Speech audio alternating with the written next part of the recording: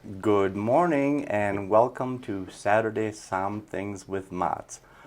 I'm Mats, and today I have a very special guest. This is Jake Walker. He and I have done many champagne dinners, tastings, wine events. So I'm very excited that he's here today to discuss these end of summer wines from his portfolio. So, Jake, take it away and let's go. Excellent. Thank you, Mats. It's great to be here with everybody, and good Saturday morning to you. So we chose these wines today, starting with Cloudy Bay. We also have Rock Angel from Chateau d'Esclans. We have Chandon Sparkling Rosé and Terrazas Reserva Malbec. These wines all pair wonderfully with the warm weather we've been having lately. 99 degrees yesterday. But we'll also transition well into the fall months. Right. So first and foremost, we'll start off with Cloudy Bay. This is a Cloudy Bay Sauvignon Blanc.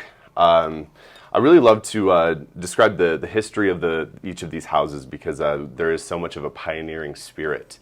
Cloudy Bay specifically was actually founded by an Australian winemaker, David Honan, in 1985. And this is well before New Zealand was even on the map in the wine world. David Honan owned Cape Mintel in the Margaret River Valley in Australia, and actually had some friends from New Zealand come over. They brought some of their wine with him, and he fell in love. So he actually put his winery up for mortgage to buy property in New Zealand, in Marlborough, and has been producing fantastic wine ever since. So, To me, this is iconic. I think this represents the biggest and the best when it comes to New England, listen to me. New Zealand, hello, no mistakes today. New Zealand Sauvignon Blanc, because it's just so elegant. It has finesse, and the nose is just intoxicating. mm-hmm. You get pomelo, you get kiwi, you get guava. It's very tropical, but it's not that morning glass of grapefruit juice in your face. Mm-mm. It has layers and style. Yeah, absolutely. I love There's it. the softness on the palate Right. that just keeps rolling So to me, this is New Zealand. at 100%. Absolutely. We got a winner? Oh, yes. Perfect. So moving on to the Chateau d'Esclans. Yes. So Chateau d'Esclans, it's actually founded by a person called Sacha Lachine. He's actually the son of a famed Bordeaux producer. He decided to kind of break away from the staunch French domineering Bordeaux styles and found a little parcel of land in Provence. He saw what was coming out of Provence and saw rosé, and it was, some light, fun, elegant, very drinkable wines, but nothing was really produced at a superior level. So he came in and then really wanted to start breaking down these wines, really elevating, and this is actually one of the few wines that is oak fermented as well as oak aged. So we do have a wonderful minerality to it. That oak comes right off the nose for me. It really does.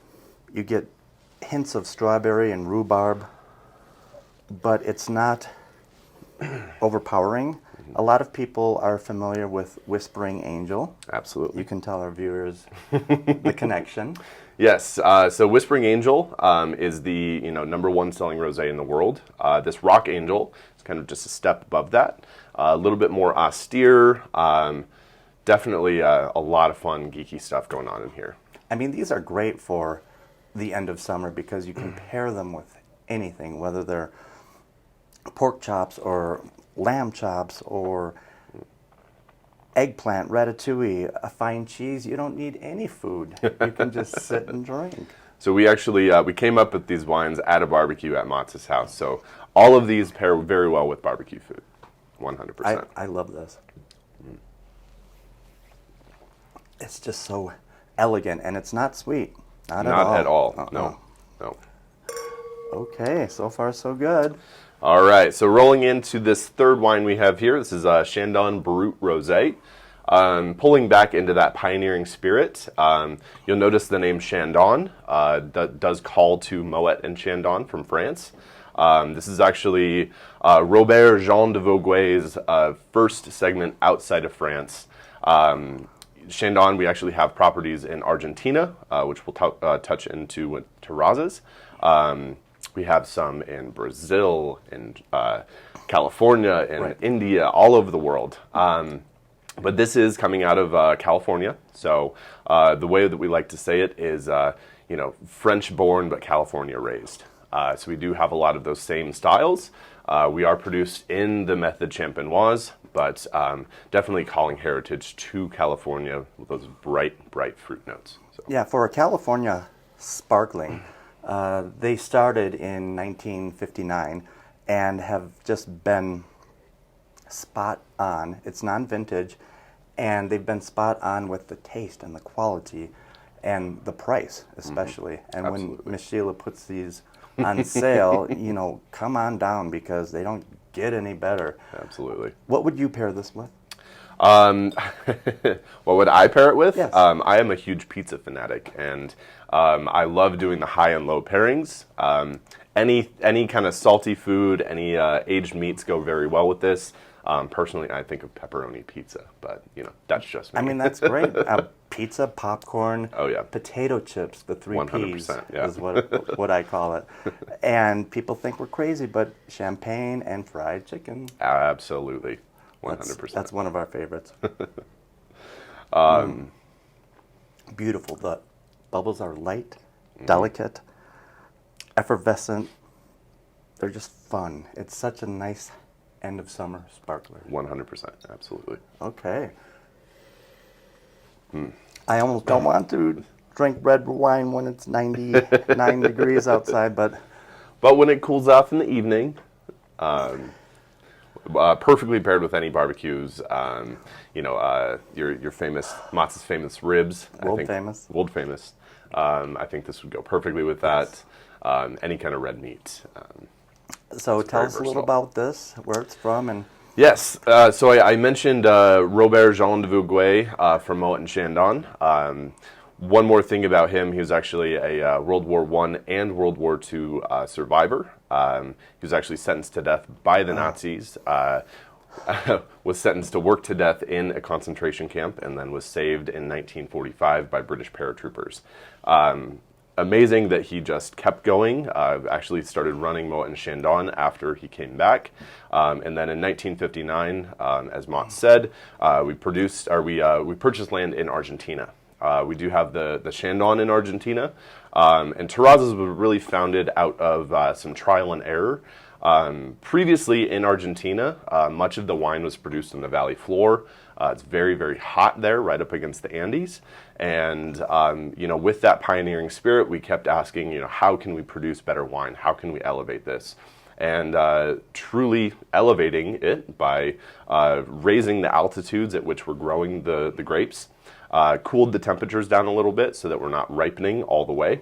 And finding those specific altitudes in which those grapes thrive was really what made us successful here. for a Malbec, this is A, incredibly affordable, and B, I get a lot of cassis and what I call my black fruit on wine. You get your black berries, your black raspberries, your black cherries. Currants and, oh yeah. Yeah, absolutely. Because it's just so smooth. It's not terribly tannic. It's not terribly acidic. It's just balanced. Absolutely. All about balance here today. Right. What a nice lineup for a 99-degree day. So, I thank you so much. Absolutely. Thank you, Mats. And everybody come on down to Argonaut. Keep watching, keep liking, keep loving. If you see myself or perhaps Jake in the store, stop us because we've got great selections, great prices. We'll take the time to just devote it to you. So once again, Jake, thank you. Cheers. Cheers.